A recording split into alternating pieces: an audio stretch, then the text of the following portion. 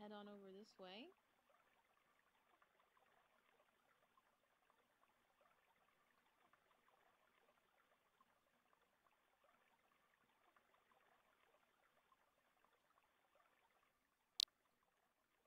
Now, this student, she's going to be so bummed that she's not here.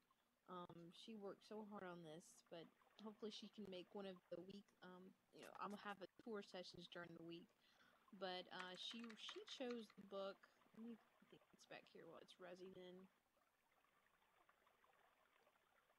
Well, they'll be up, but they won't be up forever. This floor, but I'll have some active touring sessions next week, so I can give more of my students an opportunity to be here for their projects. Because I only have about 5 or 6 here today, and so what? That's about 16 or 15, other students who weren't able to be here today. So I'll have some more sessions this week, so those students can be here. Hopefully, people will come.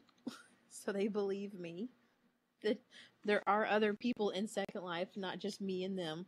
I think they don't believe me, because they only see me. So, I hope in the future too, when I have, classes, I really need to get, something I see that I want to improve for myself in using Second Life. I want to require my students to go to some Second Life meetings or sessions or SL events. So far, I've really just kind of, in the beginning of class, I'll give them a tour of SL, of places, and then for the rest of the semester, they just work on their projects. So I hope to really, each term do a little bit more with making them be in SL more. So they don't just use it for a project and leave. Public, yeah, idea. And now her stuff's rezzing in. But she created a cell here, and I was trying to help her not make it glow so you could see it better. But she worked really hard on placing stuff inside the cell. I don't know if you guys can see it, but she has interactive objects, and here's her PowerPoint slides. Yes, exactly. But a great way to teach my students how to, because we first get here, and of course, some of them are scared to death, right? They're like, oh my gosh, you have me in a blank space in a virtual world. How am I supposed to use this for a project? And I tell them, think about how you create a project in your class, right? You're going to create a PowerPoint, you're going to talk about it. I'm sure you use some images in your PowerPoint.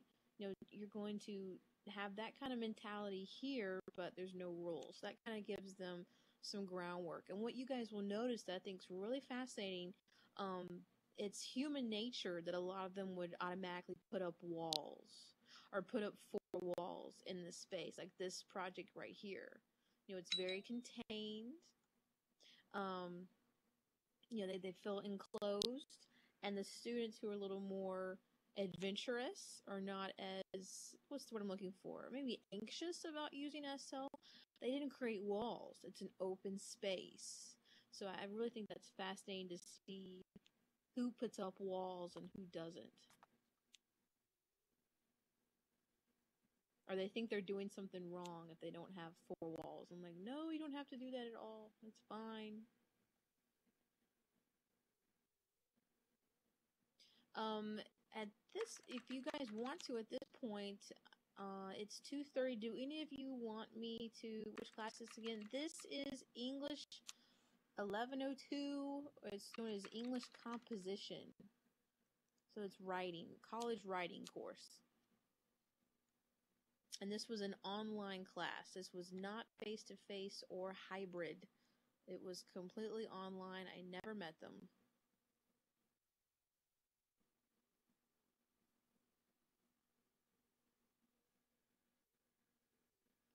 If any of you want, I'd be happy to take you downstairs and show you the first Holocaust build. There's bodies on the ground and even the welfare brat one if any of you want. If not, that's totally fine. So I'm still here till 3 o'clock. So if you think it being totally online helped them, I think the online students might be a little easier. But you know what though? I would not stereotype and say all online students fare better in Second Life as opposed to face-to-face students. There's some online students that I still have to help them, upload a paper attachment. So I still think some students sign up for an online class and they can barely use a computer. But again, this semester I was very, very clear. It was in my course description. This course uses Second Life, a virtual world. The second they got into my class and they could see the syllabus, it was right there, bold in the syllabus. And then I also made them do that course contract. And I made them log into Second Life and take a picture of their avatar in Second Life and send it to me during the first week. That's a good little tip too.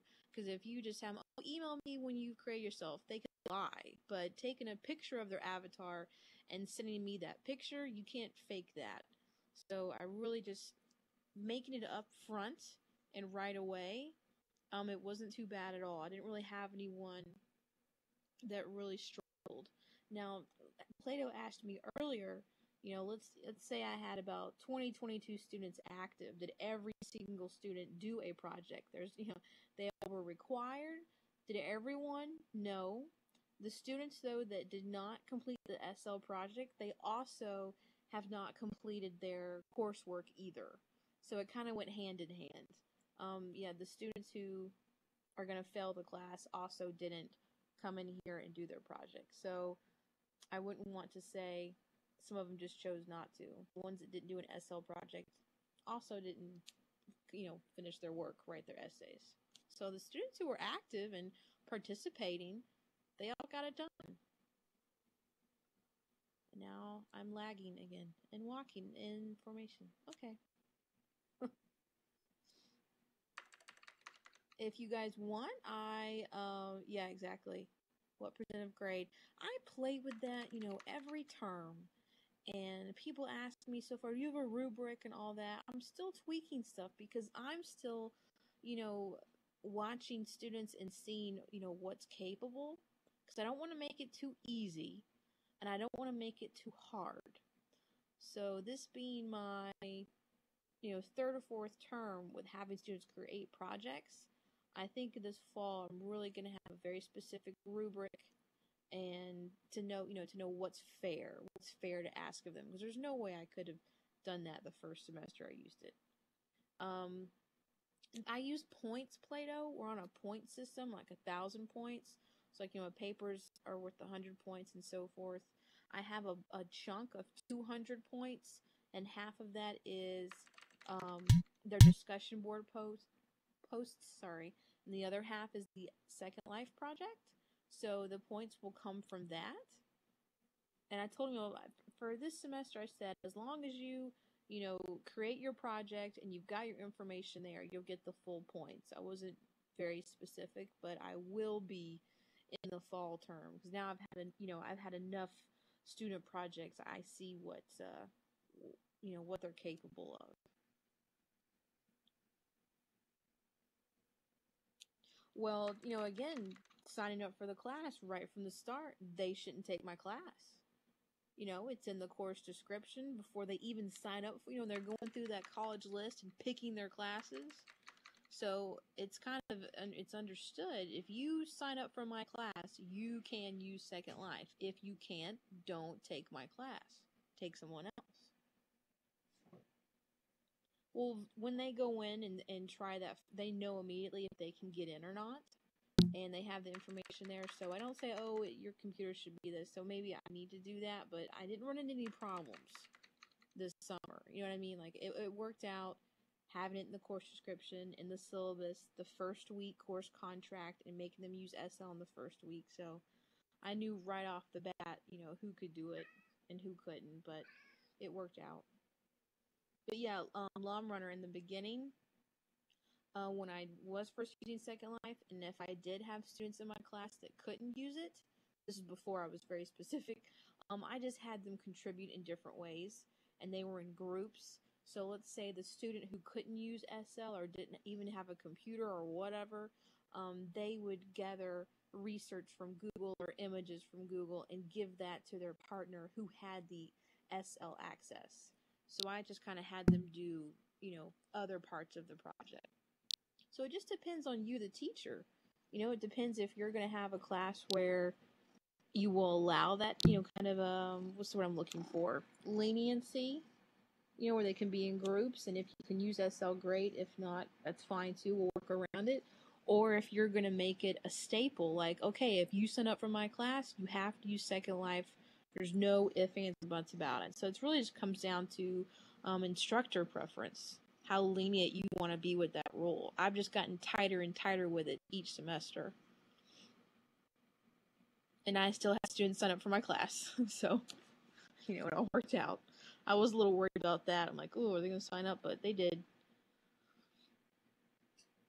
If you guys want, I can take you downstairs and show you the Holocaust project build, or take you through the welfare brat maze. My students built a maze, or I can do that another time. Or you can leave or walk around. Doesn't matter to me.